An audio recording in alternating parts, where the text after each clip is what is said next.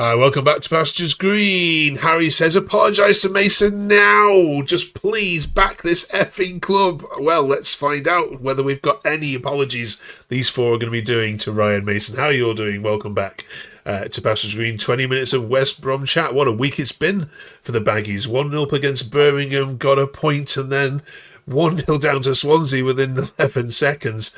We'll find out what these guys were doing at half-time. I can imagine it was shouting a lot of expletives. But are we ready to say sorry to Ryan? And has it won them over? Let's find out. Plus, also coming up this week on our chat, we're talking about the Christmas fixtures for the Baggies. Just how good on paper do they look? Manifesting the FA Cup third round draw. Who do we want to draw next week when that draw is made? And we're up to the letter H, of course, in our A to Z of West Bromwich Albion. That's not going to take us very long, I don't think. But join us at the end for that chat. Right then, Dean, were you booing after 13 seconds? No, I was booing at half time, man. I must admit it was dreadful the first half. So yeah, I was. Okay, Ben, are you ready to apologise or say you were wrong on him, or is your manager shown some nous? I don't think so. I don't think we're at that point yet. I think the main thing for me is the players seem to be behind him, and if the players are behind him, then I think we kind of have to be behind him a bit. I think at half time, 2-0 down, if the players wanted him sacked, there was a perfect chance, just see out the game and he'd be gone. But that second half, you could tell the players have believed in him, that they're behind him. And I think that's kind of encouraging to see more than anything. So I think, like I said, the players are behind him. I think we need to try and be behind him a bit more than what we have been. Aaron, do you get along with that? I mean, for him to make the changes he did and to take Price off, which we'll talk about a bit more in a second, it shows he's got something about him, doesn't it?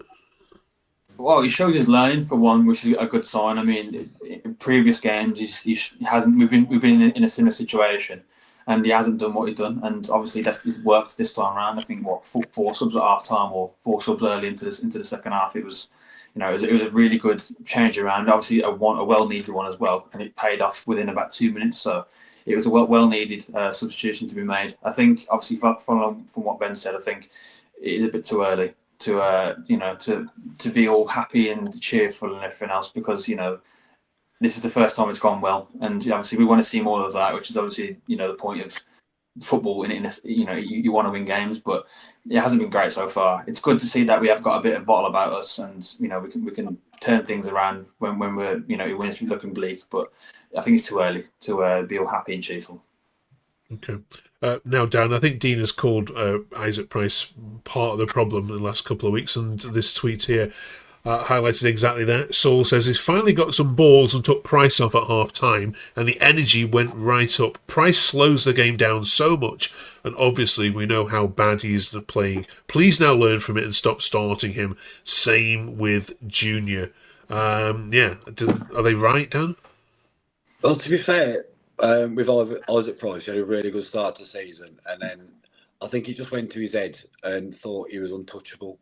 But for him to actually be took off at half time, I was thinking, like, what's he doing? Like, he's one of our brightest sparks. But then for the past couple of weeks, we've hardly seen him, so it was a great choice to go and to take him off. And as far as Illing Junior goes, I wouldn't want to see him again in an Albion shirt. He was that bad. And if anything, just ship him back off to the Villa. But what a turnaround now. But it shouldn't have been needed. We shouldn't have been 2-0 down in the first 12 minutes. But what a great turnaround now.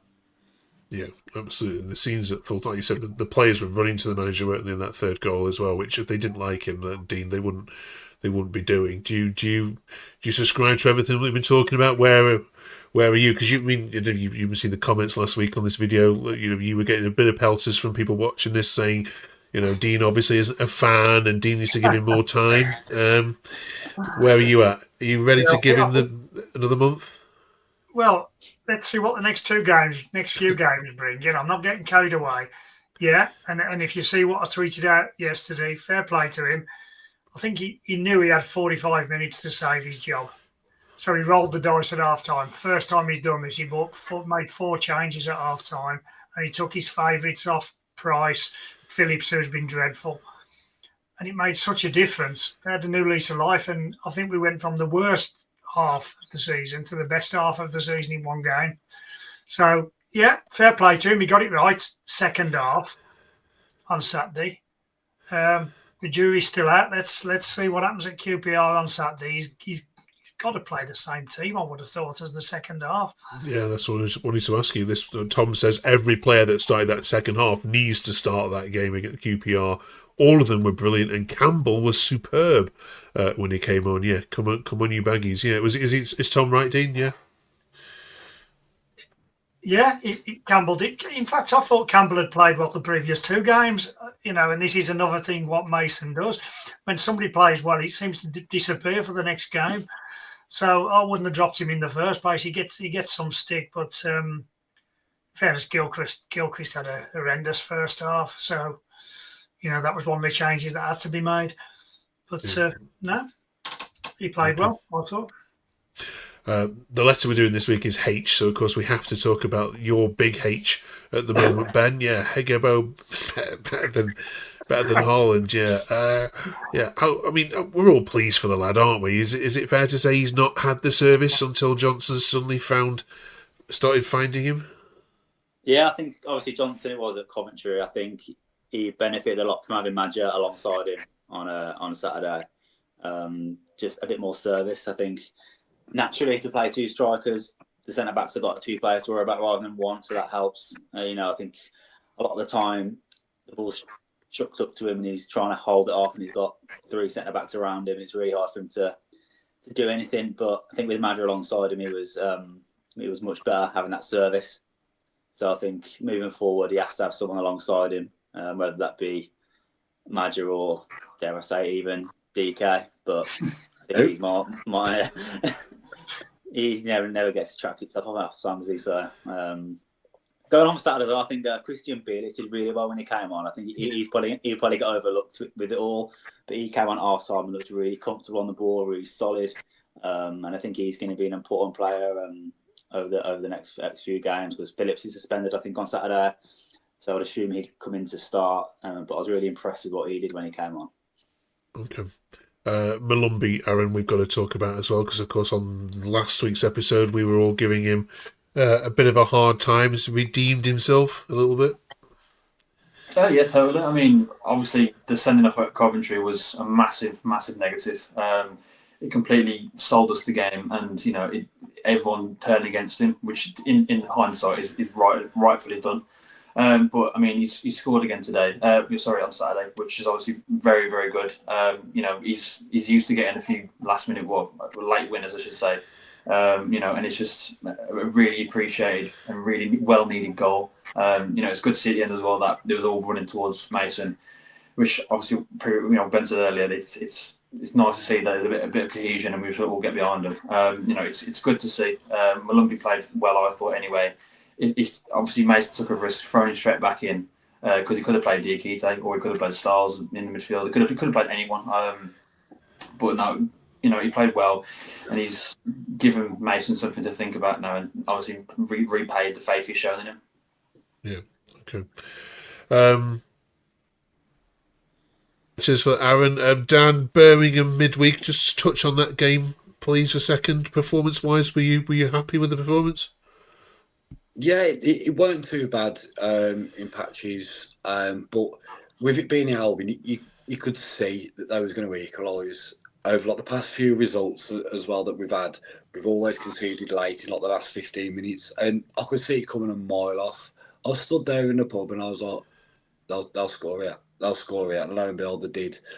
And yeah, that was just like a typical Albion performance. Looked all right for the whole game, in the last 15 minutes, just let ourselves go. Okay. Dean, do you agree? We should have won it at a canter, really. I mean, we missed 3 easy chances, I thought, when we were 1-0 up. Price, again, he passed it when he should have shot, and he shot when he should have passed it. And one was 3 against 1. We should have definitely scored, game over. But no, and then as Dan said, we all knew what was going to happen. We sat back. Blues come on to us, and it was just inevitable. We see it nearly every week. So Yeah, but we played all right. I thought, against Blues. Blues weren't up to much at all, I didn't think. Ben, I saw some tweets at half time whilst I was in the pub waiting for my game that some baggy ones were predicting you for in the relegation scrap. I mean, it was at half time when you tuned it down to Swansea, but I mean, you're not that bad, are you? I mean, we're not definitely not talking about being at the bottom end of the table, are we? No, I don't think so. I think we'll always scrape enough wins together, regardless of how bad we are, to not be bothered by that. I think, like we said at the start of the season, we're looking kind of mid-table and upwards. I know we've had a dreadful run of form lately, but I think there's still a lot worse teams than us to trouble us in terms of relegation. Yeah. Okay. Right then, let's have a look at the Christmas fixtures. Before we do, thank you massively for helping us get over 500 subscribers. That was really, really important to us. We're very grateful for everyone who's contributed to this fantastic little community we're growing. Aaron, Christmas for you. Do you enjoy the Christmas fixtures, or do you think we should have a start looking at a winter break, or is it the best time for football, do you think? Oh, I like it. I really do like it. I mean, it's either going to go really in your favour or, really against you, which is obviously, it's luck of the draw, really. I mean, we've got some favourable fixtures there. I mean, a lot of them are decent seed sides as well. I mean, Hull are doing well. Bristol are in the playoffs. Southampton have, picked up form after sacking Will still. Sheffield United, pretty much the same. And then, obviously playing QPR twice as well. That's probably 6 points in my opinion. Not to disrespect QPR too much, but I think if we can't, pick up a couple of wins there, then we're going to be struggling. The rest of the games as well, I think we'll do well to get anything from, considering our recent form. But I mean, maybe we'll see an upturning form. And it's obviously a lot of games in succession there, so a lot of things can go wrong. And even if you get one thing wrong, there's another game 3 days away to get something right. Yeah, it's a shame that these fixtures weren't happening a month ago, isn't it, Dan? Because Southampton and Sheffield United were in really different places then, wasn't it? But I think I'll probably have money on a Tom Fellows goal. I think after on that one, that's almost certainly to happen, isn't it? Do you look at these fixtures and think, yeah, we can do all right here? Does anything worry you? I think the obvious worries are probably Bristol City, Sheffield United. I'd probably Southampton, to be honest. Probably scrape all of them. That's half of them then. Yeah, they're all tough fixtures, to be honest. But yeah, as long as Tom Fellows doesn't rip us open, then we should be all right, really. If you've seen the Southampton social media at the moment, they are loving him at the moment. He is one of their favourite players, doing incredibly well for them, as you probably would have expected. Dino, he's top player, quality player. Yeah. The one fixture not on there is the FA Cup third round fixture, which the draw takes place, of course, next week. So we are manifesting a good draw for the Baggies. We don't want Sheffield United or Preston. We want. We want someone good. Dean, who would you want?